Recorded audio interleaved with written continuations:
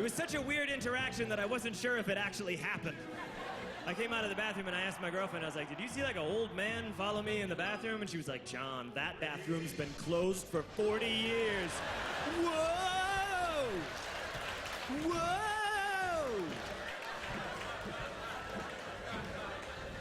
Where was I? I'm not gay, but I might be, and I have a girlfriend, and she's a female person. It's going very well. I love her very much. And so a few months ago, she was like, okay, it's going well, so now I should meet your parents. Because that's what people do when a relationship is going well. They meet each other's parents. And I've never understood that. I've never been with my girlfriend and thought like, oh, honey, tonight is going great. But do you know what would make it perfect? Charles and Ellen Mullaney. Come on. Let's get them in the mix. We've been going pretty hot and heavy lately. I think it's time we bring in two older Catholic people.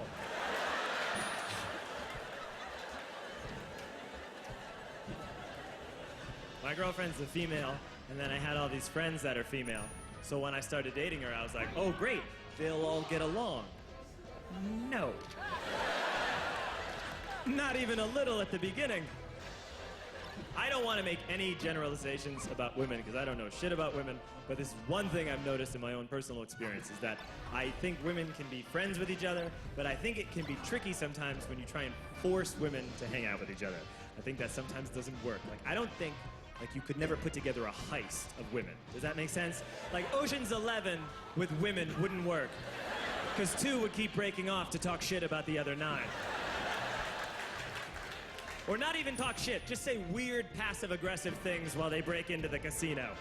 Just be like, aw, I love how you just wear anything.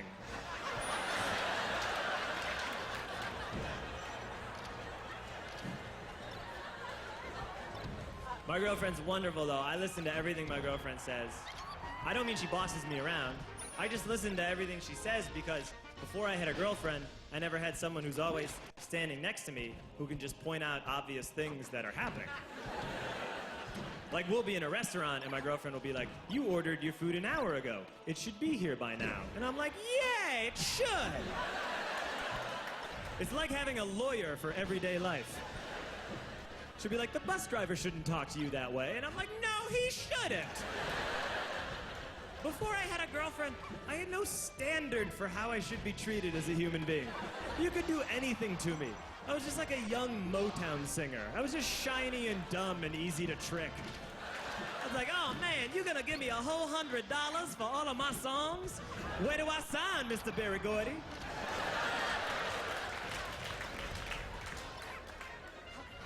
And now when I'm not with my girlfriend, you can still do anything to me. I will tolerate any treatment. Like I travel alone sometimes, you know, and I'll put up with anything. You know? Like I'll book a ticket on some garbage airline. You know, I don't want to name an actual airline, so let's just make one up. Let's call it like Delta Airlines. So I'll book a ticket on Delta Airlines.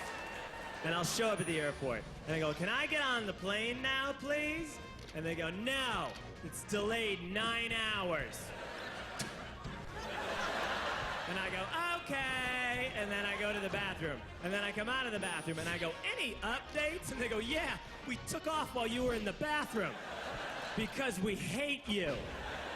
Now take this meal voucher that doesn't work. Go, fetch. And I go, okay, and I go over to the Wolfgang Puck Express and I go, can I have a sandwich, please? And they go, no! And I go, okay. And they go, you're a little fat girl, aren't you? And I go, no. And they go, say it. And I go, I'm a little fat girl.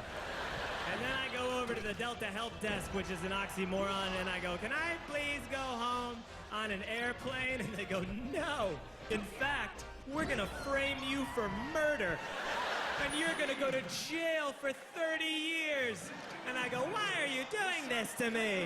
And they go, because we're Delta Airlines. And life is a fucking nightmare. But with my girlfriend, she would just be like, let's see if Southwest has any flights. So it's better.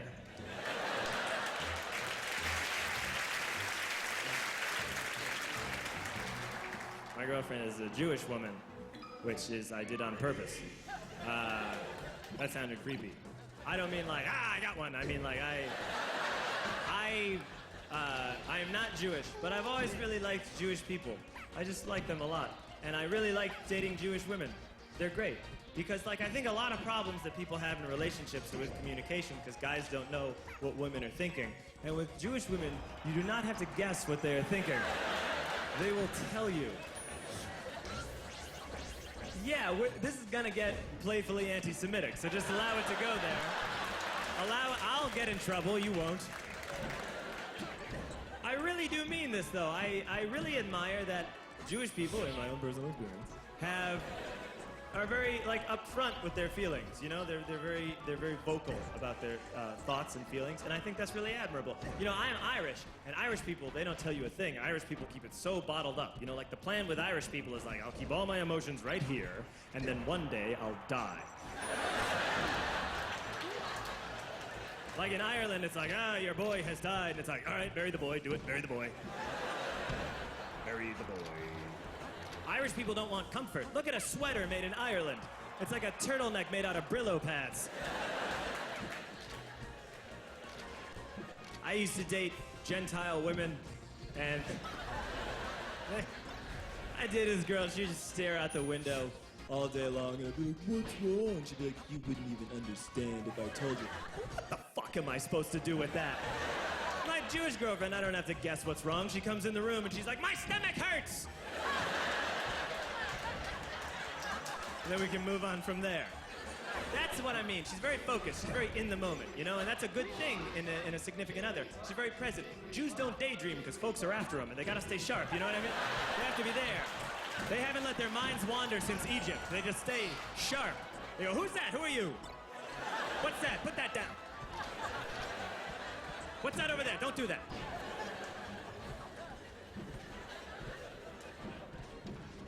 I'm Irish, I keep things very bottled up, and I don't drink, which is not what you're supposed to do when you're Irish. I don't drink. I used to drink, and then I drank too much, and I had to stop. That surprises a lot of audiences because I don't look like someone who used to do anything. I look like I was just sitting in a room in a chair eating saltines for like 28 years, and then I walked right out here. But I did. I used to drink a lot, and then I stopped. I don't know if anyone here is thinking about quitting drinking, but you need to know two things if you're thinking about quitting drinking. The first is that when you stop drinking and you still go to parties where people are drinking, they will have no idea what to offer you. Like, once people start drinking for the night, they forget everything that isn't alcohol. Like, I'll show up at a party, and they'll be like, hey, everybody, all right, we got Coronas in the fridge, and oh, hey, Mulaney, would you like an old turnip that we found in a cabinet? Would that be good for you? Would you like that? I know you don't drink. Or my girlfriend left a Nuva ring in the fridge. Would you want that? Would that be good for you? I know you don't drink.